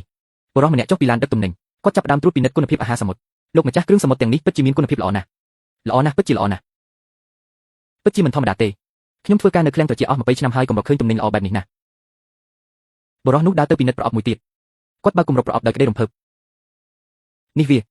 វាជាត្រីរកមែនទេវារហូតដល់ធំប៉ុណ្នេះផងមែនហើយលោកម្ចាស់នៅមានត្រីធំបែបនេះជាច្រើនទៀតគាត់បញ្ជាកូនចៅឲ្យមកជួយរាប់ទំនិញទាំងអស់ឲ្យអស់កុំឲ្យសល់មួយប្រអប់ណាឲ្យសោះបង្គានាគមាន28ក្បាលហើយត្រីសម្បុរក្រហមស្រុកមាន62គីឡូក្រាមត្រីប្រភេទនេះមាន33ក្បាលឯត្រីរកមានជាង10គីឡូក្រាមគាត់សម្រេចចិត្តដំឡើងថ្លៃទិញភ្លាមដើម្បីយកទំនិញទាំងអស់ត្រីរកធំទាំងនេះខ្ញុំនឹងឲ្យតម្លៃពិសេសដល់អ្នកខ្ញុំទិញទាំងអស់តម្លៃសរុប420000ខ្ញុំយកទាំងអស់ឡានមួយដឹកមិនអស់ទេខ្ញុំនឹងឲ្យឡានមួយទៀតមកភ្លាម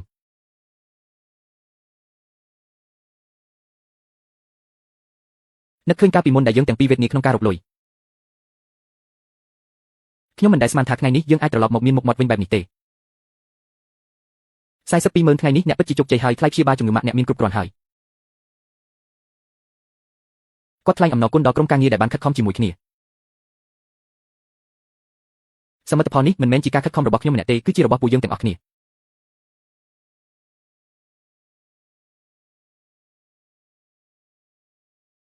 បន្ទាប់ពីកាត់ថ្លៃសាំងនិងថ្លៃទូកយើងនឹងចែកប្រាក់ចំណេញស្មើគ្នាគ្រប់គ្នាសប្បាយរីករាយនឹងសារតជ័យជំនះនេះ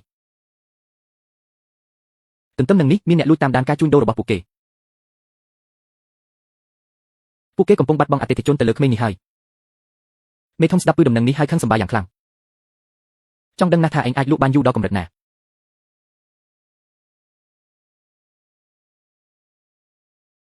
សៀវយូតើយើងអាចនិយាយជាមួយអ្នកបានទេសុំគឺតើមានរឿងអ្វីកើតឡើងមែនទេសៀវយូពួកយើងពីរបីនាក់ចង់មករកការងារធ្វើជាមួយអ្នកក៏ដឹងដែរថាខ្ញុំបានធ្វើការនៅលើប៉ាលីនដាអស់រយៈពេល6ឆ្នាំមកហើយទោះបីជាថៅកែចាស់កំណាញ់បន្តិចមែនតែគាត់នៅតែទូទាត់ប្រាក់ឈ្នួលឲ្យយើងទៀងទាត់តែពេលនេះគាត់ចង់ប្រកួតប្រជែងជាមួយអ្នករហូតដល់កាត់ប្រាក់ឈ្នួលយើង 30% គាត់ថាដោយសារតែត្រីមិនគ្រប់គ្រាន់ទាំងដែលគាត់មិនព្រមស្ដាប់ការណែនាំរបស់យើងភរិយាខ្ញុំទើបតែសម្រាលកូនរួចហើយកំពុងចាំលុយនេះទៅចាយវាយពេលខ្ញុំសុំគាត់បើកលុយមុនគាត់បែរជាមកស្រែកដាក់ថាកូនអ្នកកើតមិនមែនរឿងរបស់គាត់ឡើយសុំគឺដាលីវនិងអ្នកទាំងអស់គ្នាខ្ញុំសុំនិយាយត្រង់មួយម៉ាត់ចុះទូកខ្ញុំនៅតូចមិនសូវមានលុយច្រើនដូចទូកលីនដាក៏ដោយតែខ្ញុំសន្យាថាឲ្យតែខ្ញុំមានបាយហូបខ្ញុំនឹងមិនទុកឲ្យបងប្អូនស្រីឃ្លានឡើយបងយូពួកយើងមិនខ្វល់រឿងលុយទេពួកយើងចង់ធ្វើការជាមួយមនុស្សត្រឹមត្រូវពិតមែនហើយយើងទ្រាំនឹងភាពយុត្តិធម៌នេះល្មមគ្រប់គ្រាន់ហើយ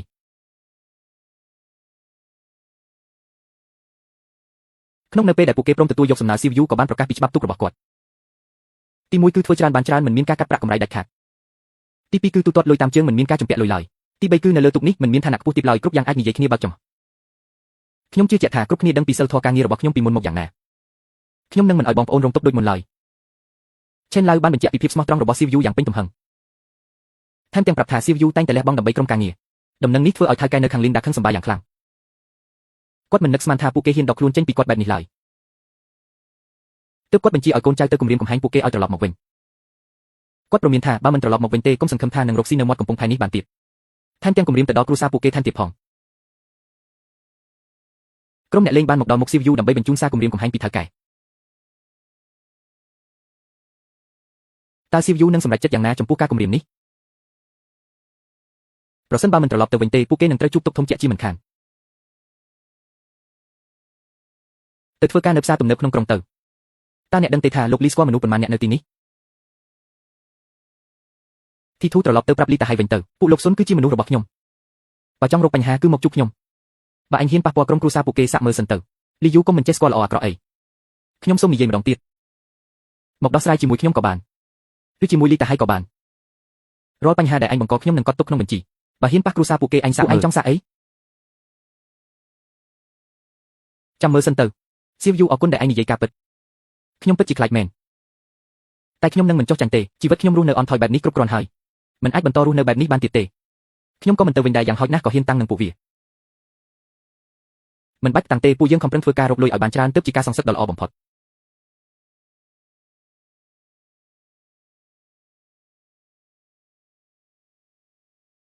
ទុកទាំងអស់ត្រៀមខ្លួន3នាំមុខគេហើយ2តាមពីក្រោយច្រកចេញចូលកំពង់ផែត្រូវបានបិទជាបណ្ដោះអាសន្នហាមឃាត់រាល់ការចេញដំណើរទាំងអស់នៅថ្ងៃនេះ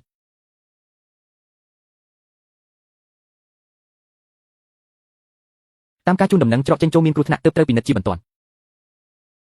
ពេលណាអាចដំណើរការវិញនឹងជម្រាបជូនតាមក្រោយលោកអ៊ូកាពីលើកមុនឯកសារខ្ញុំគ្រប់គ្រាន់ចុះលើកនេះវិញមានលិខិតផ្លូវការទេត្រូវតែមានឯកសារអ្វីមួយដែរ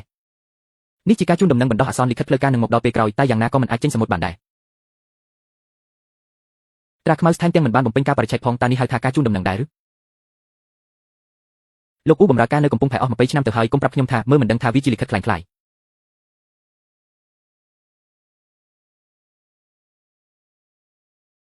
លីយូកុំធ្វើបាបលោកអ៊ូអីច្រកចេញចូលមានបញ្ហាត្រូវតែបិទដើម្បីសុវត្ថិភាពទាំងអស់គ្នាកិច្ចសន្យាដែលអញបានចុះហត្ថលេខាបើខុសកិច្ចសន្យាក៏គ្រាន់តែសងសំណងបន្តិចបន្តួចទៅអញមិនមែនគ្មានលុយសងទេ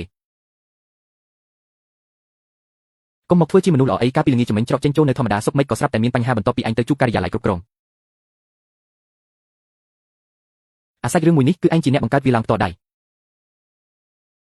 លោកលីនតាហៃគ្រប់រឿងដែលលោកធ្វើប៉ុន្មានខែនេះខ្ញុំដឹងទាំងអស់លោកគៀបសង្កត់ថ្លៃទិញត្រីតែខ្ញុំបានរកកន្លែងកែច្នៃត្រីទុកលោកប្រើទូកលបឿនលឿនមកឡំពាត់ខ្ញុំតែខ្ញុំក៏បានគេចផុតដែរលោកលួចទឹកត្រីខុសច្បាប់ខ្ញុំក៏ចាប់បានជាក់ស្ដែងឥឡូវលោកបិទផ្លូវគិតថាមានប្រយោជន៍ដែរឬទេ មានរឿងអីកើតឡើងហេតុអ្វីមិនឲ្យលីនយូចេញទៅសមុទ្រលីនតាហៃបានខ្លាញ់បន្លំឯកសារដើម្បីបិទផ្លូវធ្វើដំណើរហាមឃាត់មិនឲ្យប៉ាវជូឡាងចេញទៅសមុទ្រទេកំពុងបន្តធ្វើអីចឹងវាជ្រុលពេកហើយលីនតាហៃបើលោកអស់សមត្ថភាពកុំមកលេងល្បិចចុកខ្វក់លើកមុនដាក់កំហុសមិនទាន់គ្រប់គ្រាន់មែនទេបានជាលើកនេះមកបិទផ្លូវកំពុងផៃនេះជារបស់អ្នកគ្រប់គ្នាមិនមែនជារបស់លោកតែម្នាក់ឯងទេលោកមានសិទ្ធិអ្វីមកបិទលោកអ៊ូលោកធ្វើការនៅទីនេះ20ឆ្នាំហើយធ្វើរឿងបែបនេះលោកមិនខ្មាស់អៀនមិនសកាខ្លួនឯងទេ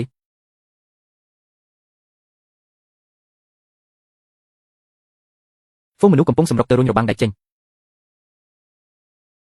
1 2 3លើក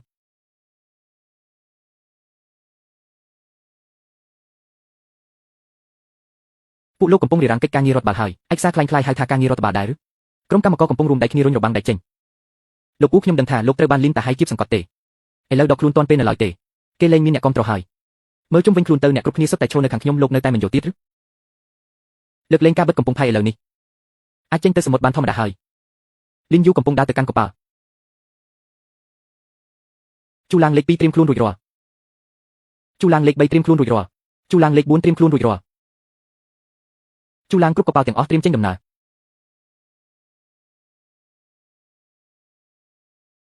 លីនយូកំពុងរៀបចំឯកសារចោទប្រកាន់លីនយូទីបំផុតឯងសម្រាប់ចាត់ការលីនតាហៃហើយមែនទេមិនមែនខ្ញុំចាត់ការគាត់ទេគឺគាត់ជំពាក់គេច្រើនពេកហើយ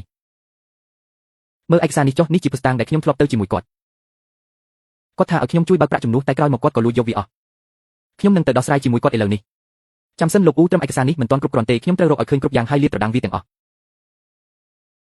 អាសាច់រឿងមួយនេះគឺឯងជាអ្នកបង្កើតវាឡើងផ្ទាល់ដៃលោកលីនតាហៃគ្រប់រឿងដែលលោកធ្វើប៉ុន្មានខែនេះខ្ញុំដឹងទាំងអស់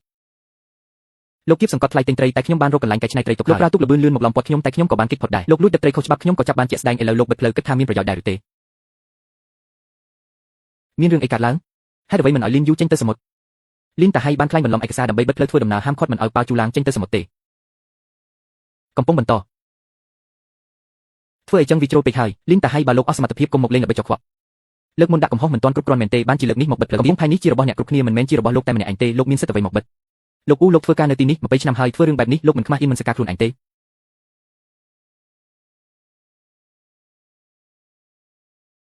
្វូមនុស្សកំពុងសម្រុកទៅរុញរបាំងដែកចេញ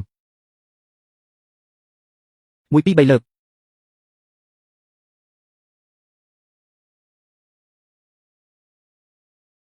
ពួកលោកកំពុងរៀបរៀងកិច្ចការងាររដ្ឋបាលហើយឯកសារคล้ายៗហៅថាការងាររដ្ឋបាលដែរឬក្រុមកម្មករកំពុងរួមដៃគ្នារុញរបាំងដែកចេញលោកអ៊ូខ្ញុំដឹងថាលោកត្រូវបានលីនតាហៃគៀបសង្កត់ទេឥឡូវដល់ខ្លួនទាន់ពេលនៅឡើយទេគេលែងមានអ្នកគ្រប់គ្រងហើយមើលជុំវិញខ្លួនទៅអ្នកគ្រប់គ្នាសុទ្ធតែឈរនៅខាងខ្ញុំលោកនៅតែមិនយល់ទៀតឬលើកលែងការបិទកំពុងផៃឥឡូវនេះអាចចេញទៅសមុទ្របានធម្មតាហើយលីនយូកំពុងដើរទៅកាន់កប៉ាល់ជូឡាងលេខ2ត្រៀមខ្លួនរួចរាល់ជូឡាងលេខ3ត្រៀមខ្លួនរួចរាល់ជូឡាងលេខ4ត្រៀមខ្លួនរួចរាល់ជូឡាងគ្រប់កប៉ាល់ទាំងអស់ត្រៀមចេញដំណើរ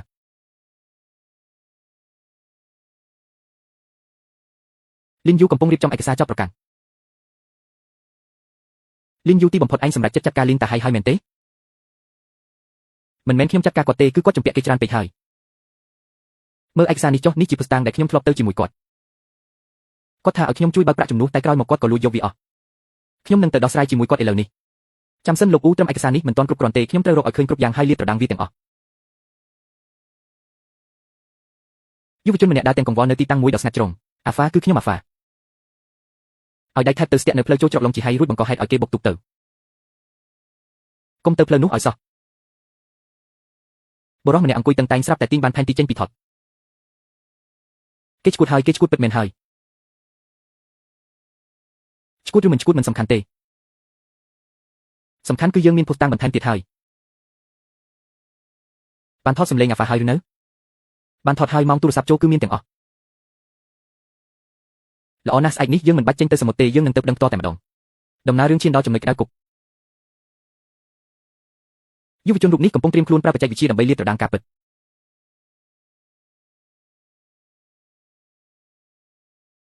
អ្វីគ្រប់យ៉ាងបានត្រៀមរួចរាល់ហើយមែនទេ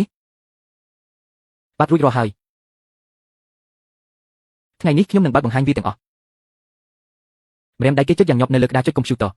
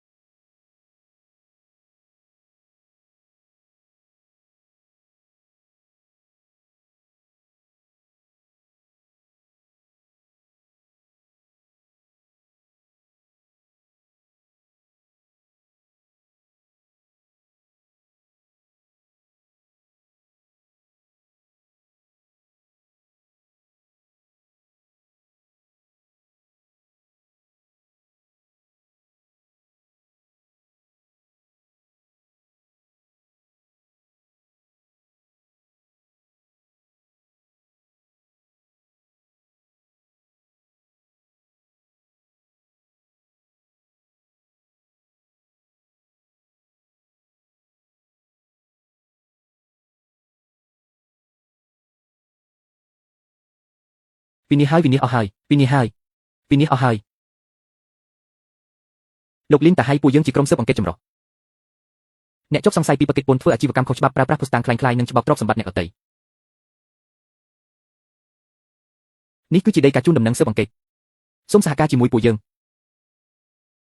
ចេញហើយលទ្ធផលដាក់ទុនកម្មរបស់លីនតាហៃចេញហើយតាមការស៊ើបអង្កេតលីនតាហៃបានកិច្ចពន្ធធ្វើអាជីវកម្មខុសច្បាប់ក្លែងបន្លំភស្តុតាងនិងច្បាប់ទ្រព្យសម្បត្តិអ្នកដទៃនិងបទល្មើសជាច្រើនទៀតលោកលីនតាហៃយោងតាមលទ្ធផលត្រួតពិនិត្យចុងក្រោយអ្នកត្រូវបានដកហូតសិទ្ធិគ្រប់គ្រងកំពុងផែជាបណ្ដោះអាសន្នកងនាវាហ្វូស៊ុននិងទ្រព្យសម្បត្តិពាក់ព័ន្ធទាំងអស់ត្រូវរឹបអូសអ្នកមានសិទ្ធិប្តឹងជំទាស់ប៉ុន្តែការដាក់ទុនកម្មមានប្រសិទ្ធភាពភ្លាម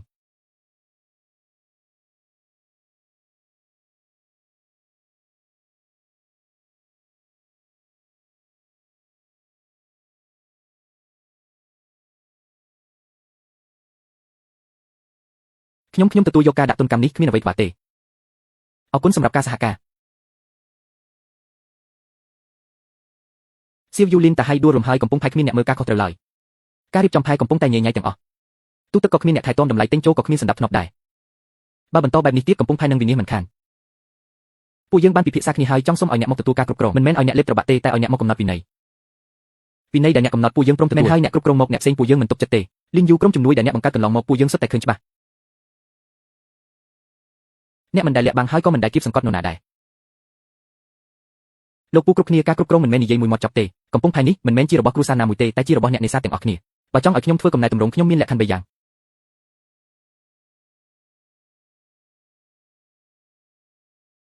ទី1រាល់វិធានការទាំងអស់ត្រូវមានតម្លាភាពដាក់នៅលើក្តារខៀនដើម្បីឲ្យគ្រប់គ្នាត្រួតពិនិត្យបានទី2ការសម្រេចចិត្តគ្រប់យ៉ាងមិនមែនសម្រេចតែម្នាក់ខ្ញុំទេគឺត្រូវបង្កើតគណៈកម្មាធិការគ្រប់គ្រងដែលរួមមានអ្នកនេសាទជើងចាស់និងតំណាងទូកទាំងអស់គ្នាសម្រាប់លើការបោះឆ្នោតកិច្ចការសំខាន់លោកពូទី3ពូជាអ្នកនេសាទចំណាស់ដែលធ្វើការនៅផែរាប់សិបឆ្នាំមកហើយត្រូវតែចូលរួមក្នុងគណៈកម្មាធិការបទពិសោធន៍គឺជាបទពិសោធន៍របស់ពូច្បាប់គឺត្រូវកំណត់ដោយទាំងអស់គ្នាព្រមលក្ខខណ្ឌទាំង3នេះពូយើងព្រមទាំងអស់ពីមុនពេលថ្លឹងត្រីគឺគេកំណត់តម្លៃតាមតែអំពើចិត្តសូម្បីតែចិញ្ចៀនក៏ពូយើងមិនហ៊ានមើលផងតែឥឡូវនេះមានគណៈកម្មាធិការមកកត់ត្រាតម្លៃគឺមានតម្លាភាពពិតជាមានទំនុកចិត្តមែនមិនត្រឹមតែតម្លៃច្បាស់លាស់ទេសូម្បីតែចំណត់ក៏មានសណ្ដាប់ធ្នាប់ដែរពីមុនអ្នកមានអំណាចតែងតែដណ្ដើមចំណត់ល្អតែឥឡូវអ្នកណាមកដល់មុនគឺទទួលបានសិទ្ធិមុន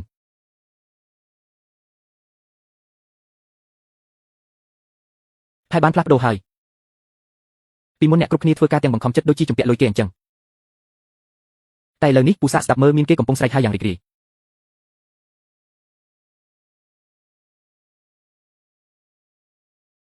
ពេលដាក់ឲ្យសៀវភៅសម្ងាត់នេះមកខ្ញុំគាត់បានប្រាប់ថាវាមានគ្រោះថ្នាក់ខ្លាំងណាស់តែពេលនេះខ្ញុំយល់ហើយគ្រោះថ្នាក់មិនមែនមកពីសៀវភៅទេគឺមកពីភាពលោភលន់គេដណ្ដើមយកអាជីវកម្មខ្ញុំព្រោះតែភាពលោភលន់របស់គេឥឡូវនេះខ្ញុំនឹងចែករំលែកបច្ចេកទេសនេសាទនិងសុវត្ថិភាពដែលមានក្នុងសៀវភៅនេះទៅកាន់អ្នកទាំងអស់គ្នាចំណែករឿងគ្រោះថ្នាក់ដែលត្រូវការឧបករណ៍ជំនាញគឺទុកជាអាចកំបាំងក្នុងក្រុមយើងធ្វើបែបនេះទើបមានសុវត្ថិភាពអ្វីដែលតាផ្ដល់ឲ្យខ្ញុំនឹងមិនលាក់បាំងតែខ្ញុំក៏មិនយកវាមកប្រើផ្ទះផ្ដាស់ដែរ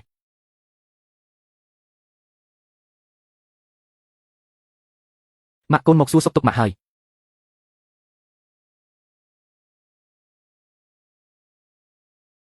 កូនមកដល់តាំងពីព្រឹកម្លេះយប់មិញរវល់នៅផែរហូតដល់យប់ជ្រៅគួរតែសម្រាកបានច្រើនទៅថ្ងៃនេះមិនដូចរាល់ដងទេម៉ាក់កូនមានដំណឹងល្អចង់ប្រាប់ម៉ាក់មើលនេះថ្លៃសម្រាប់ពេទ្យកូនបានដោះរួចរាល់អស់ហើយនេះគឺជាវិក័យប័ត្រចុងក្រោយឯប្រាក់កម្ចីធនាគារក៏កូនសងគេដាច់ស្រេចអស់ដែរចាប់ពីថ្ងៃនេះទៅពួកយើងមិនជំពាក់លុយនរណាម្នាក់ឡើយបំណុលទាំងអស់នេះសងអស់ហើយមែនទេមិនមែនអ្នកនិយាយថាខ្វះតិចតួចទេតែសប្តាហ៍មុនក្រុមហ៊ុននេសាទយើងបានចុះកិច្ចសន្យាធំមួយលុយចំណែកដែលបានមកគឺសងគ្រប់គ្រាន់ទាំងអស់ម៉ាក់ចាប់ពីពេលនេះទៅម៉ាក់មិនបាច់បារម្ភអ្វីទៀតទេ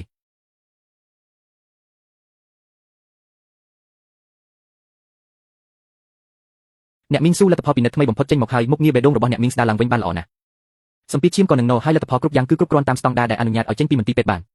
ថ្ងៃនេះអ្នកមីងអាចរៀបចំធ្វើឯកសារចេញពីមន្ទីរពេទ្យបានហើយលោកគ្រូពេទ្យពិតមែនឬខ្ញុំអាចត្រឡប់ទៅផ្ទះបានពិតមែនឬពិតមែនប៉ុន្តែត្រឡប់ទៅផ្ទះវិញត្រូវសម្រាប់ឲ្យបានច្រើនកុំធ្វើការហត់ខ្លាំងពេករឿងនេះកូនប្រុសអ្នកមីងគួរតែខ្វល់ខ្វាយជាងខ្ញុំទៀតលោកគ្រូពេទ្យអរគុណលោកខ្លាំងណាស់បើមិនមានលោកនិងក្រុមគិលានុបដ្ឋាយិកាជួយមើលថែប៉ុន្មានខែមិនបាច់អរគុណទេអ្នកមីងជាសេះស្បើយបានល្អបែបនេះគឺមកពីកូនខំប្រឹងប្រែងមើលថែពាក់កណ្ដាលហើយម៉ាក់ចេញពីមន្ទីរពេទ្យហើយកុំអាលប្រញាប់ត្រឡប់ទៅផ្ទះវិញអី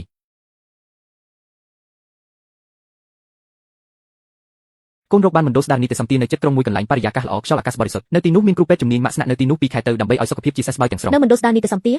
ចំណាយលុយប៉ុន្មានទៅ កូនឲ្យម៉ាក់ត្រឡប់ទៅសម្រាប់នៅផ្ទះវិញទៅបាន រឿងលុយ ហើយ កាក់ មិន ម៉ាក់ បាច់ មិន ចាយ បាច់បារម្ភ លុយទេ ទេកូនមិនមែនជាកម្មករតូចតាចដែលគេមើលងាយដូចពីមុនទៀតទេក្រុមហ៊ុនយើងឥឡូវមានទូកនេសាទដល់ទៅ8គ្រឿងហើយមានបុគ្គលិកដល់រាប់រយនាក់ជារៀងរាល់ថ្ងៃសុទ្ធតែមានចំណូលចូលមកកូនមានសមត្ថភាពអាចឲ្យម៉ាក់រស់នៅបានស្រួលម៉ាក់គ្រាន់តែឲ្យកូនកតញ្ញូចំពោះម៉ាក់ម្ដងបានទេ បានម៉ាក់នឹងស្ដាប់តាមកូនម៉ាក់នឹងទៅ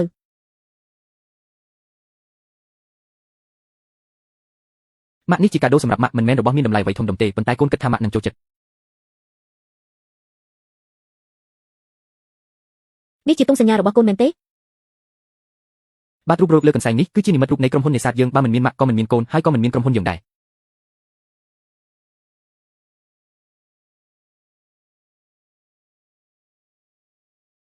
អ្នកមីងអ្នកពិតជាចេញពីមន្ទីរពេទ្យហើយអ្នកមីងពិតជាសំណាងដែលមានកូនល្អបែបនេះអ្នកនេសាទនៅមាត់កំពង់ផែយើងគ្រប់គ្នាគឺជំពាក់គុណគេទាំងអស់ ឈៀវយកបានប្រាប់ខ្ញុំច្រើនដងមកហើយថាដំបូងឡើយគឺអ្នកដែលបានផ្ដល់ទុកចាស់របស់អ្នកឲ្យគាត់ប្រើ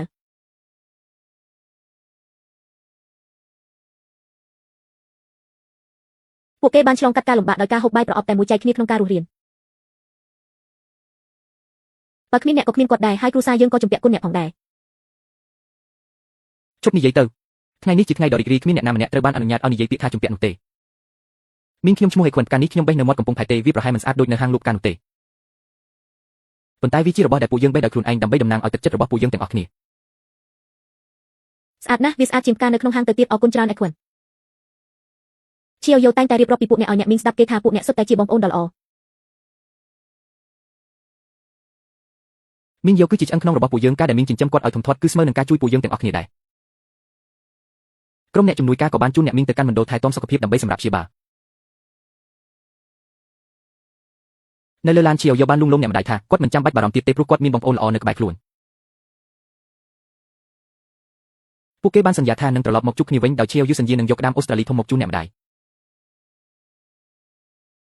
ម្ដាយសន្យាថានឹងរងចាំកូននៅមុខទ្វារផ្ទះដូចរាល់ដង